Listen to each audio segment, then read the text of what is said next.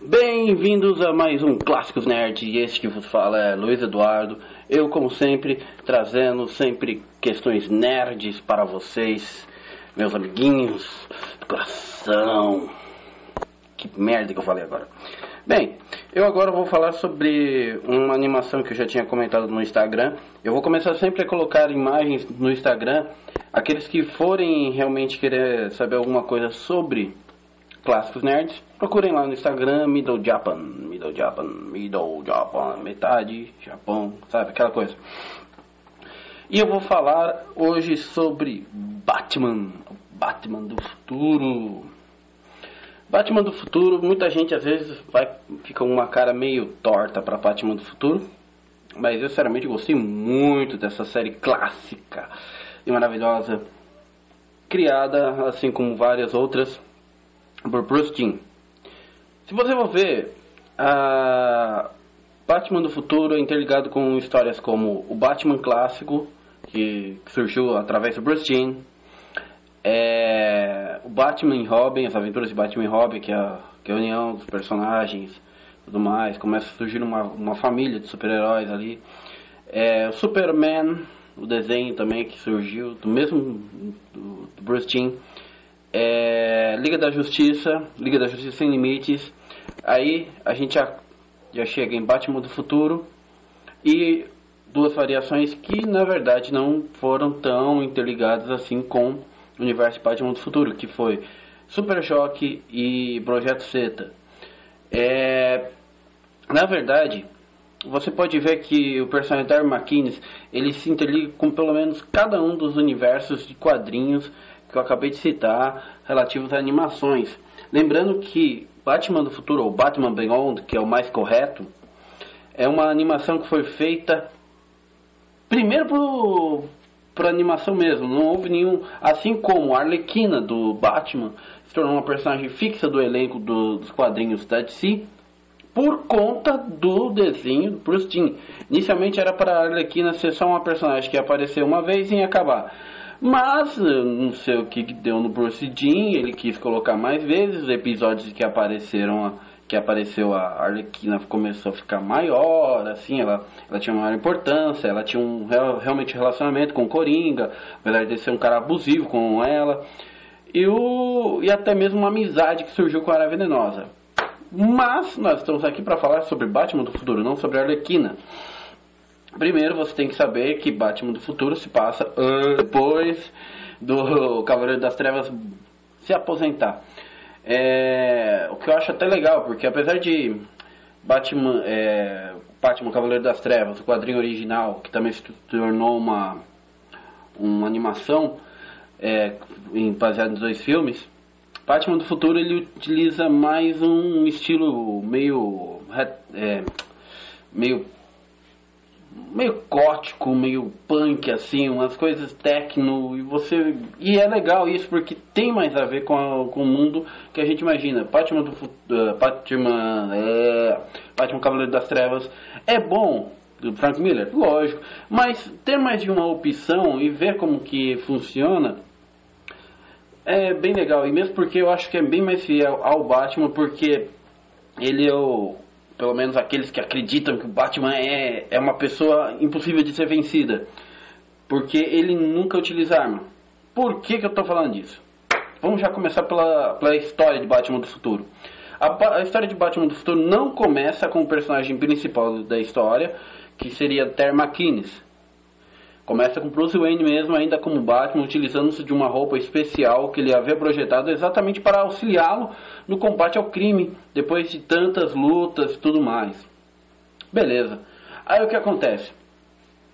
Ele tenta salvar uma garota que havia sido raptada, mas não dá certo. Na verdade, ele consegue salvar ela, mas por pouco, ele não deixa a garota ser morta. E pior ainda, por pouco ele utiliza uma arma de fogo. Para aqueles que conhecem a mitologia de... Caramba, parecia até que ia falar mitologia de Tolkien. Para aqueles que conhecem a mitologia da DC falando sobre Batman, ele não utiliza armas de fogo.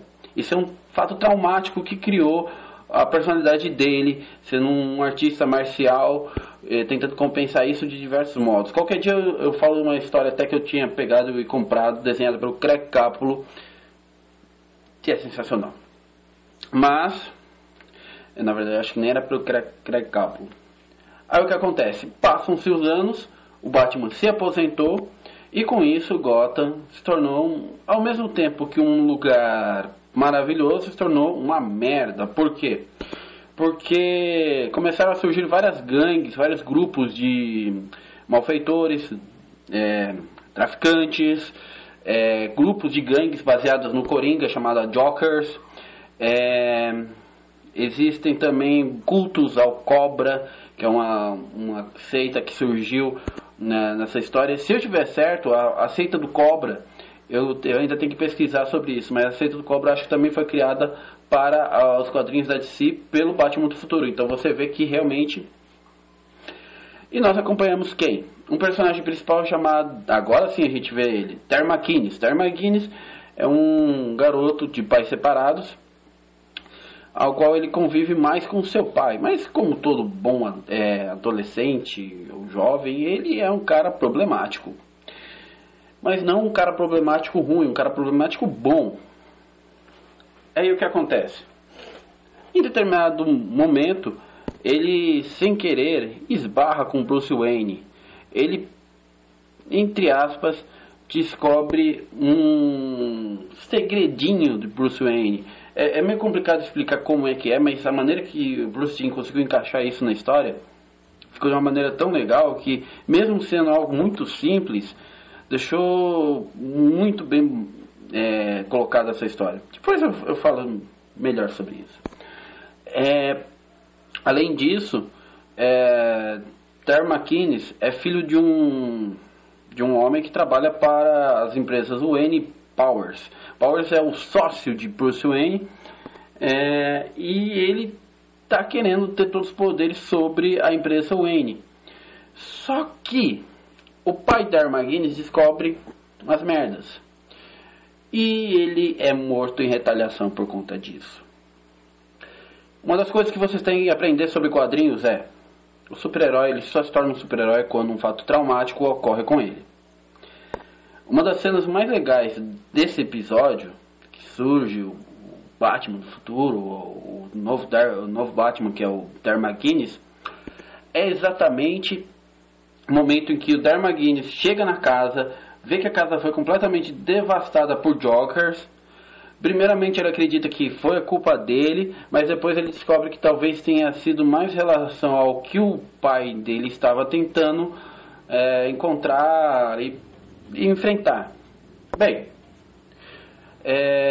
o decorrer da história, você vê que Terry McGinnis, além de tentar prender o assassino de seu pai, o chamado Powers, que por sinal se torna um inimigo bem pior do que vocês possam imaginar, ele começa a criar e enfrentar inimigos da vanguarda a galeria de vilões do Batman.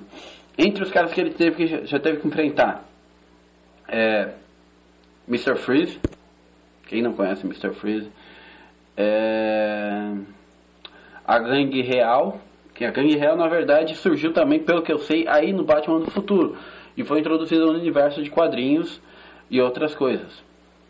E Ra's al Ghul, além de um cara que servia a Bane. Então você vê que ele chegou e teve que enfrentar desafios antigos para o próprio Bruce Wayne. Aí você pensa, tá, beleza, o que tem? Bem, ele também enfrenta seres que começam a surgir na vida dele, que são bem complicados, como no caso a famigerada Ink, que é uma espécie de ladra. Ela dá uma de mulher gato da vida. Um cara que usa discos de vibração para fazer terremotos. Uma espécie de Graven, o caçador para o universo DC. Foi feito só para Batman do Futuro. Entre outros vilões que começam a surgir. Mas, em especial, ainda sempre fica a sombra de: cadê o Coringa? Pô, pior vilão, cadê ele? Isso só será respondido no filme Batman, o Retorno de Coringa. Batman do Futuro, o Retorno de Coringa. Batman Beyond, Return of Joker. Return of Joker. Return of the Joker. Acho que é isso. Bem, por quê? Porque existem segredos sobre a família Batman que é muito maior do que você possa imaginar. Bem, eu vou parando por aqui. Esse foi mais um Clássicos Nerds. E espero que vocês gostem, porque eu sinceramente adoro o Batman do futuro. E é um personagem que agora se tornou parte do mundo dos quadrinhos, assim como o Homem-Aranha 2099. Eu tô gripado, eu tô falando tudo errado.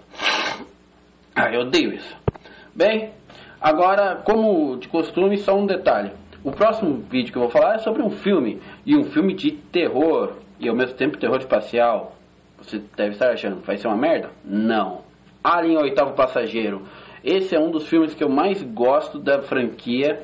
Na verdade, é o filme que eu mais gosto da franquia. Então, por favor, fiquem atentos e até a próxima, pessoal. Se cuidem.